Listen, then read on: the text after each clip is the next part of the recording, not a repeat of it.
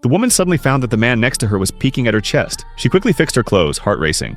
What she didn't expect was that her husband had just passed away, and yet his so-called friends were already eyeing his widow. Her name is Anna. She's stunning, with body that turns heads everywhere she goes. She used to live like royalty. No worries, no limits.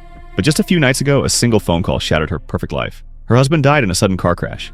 When she rushed to the hospital and saw his cold, lifeless body on the table, she completely broke down and burst into tears.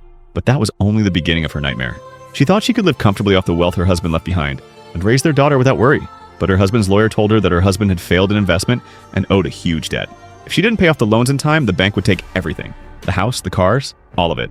Overnight, Anna went from living in luxury to falling straight into hell. She sold her husband's yacht, then the antiques, then the expensive furniture. She even threw a private auction at home, selling off all her designer clothes and handbags. When someone offered to buy the dress she was wearing, she took it off right then and there. She tried everything to raise money, but compared to the debt, it was a drop in the bucket. With the deadline closing in, Anna realized there was only one option left. She needed to find a rich man, fast. So she threw herself into endless blind dates. CEOs, politicians, every big name in town. And they were all the same, drawn in by her beauty. But none of them were willing to take care of her and her daughter. Even her best friend's husband snuck over to make a move on her. Disgusted by how every man just wanted to own her, Anna came up with a wild plan. She plans to select 20 wealthy people and draw one of them by lottery. Whoever got picked would get to spend 5 years with her.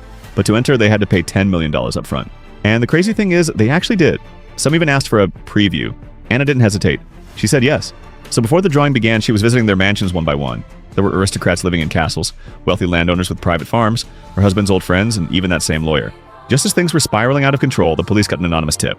They raided the lawyer's office and launched an investigation. Panic set in. All the men who paid in, every single one of them, had reputations to protect. If this got out, they were finished. That's when Anna made her move. She told the police the money wasn't for anything illegal. It was just donations, gifts from her husband's friends, meant to help a grieving widow and child.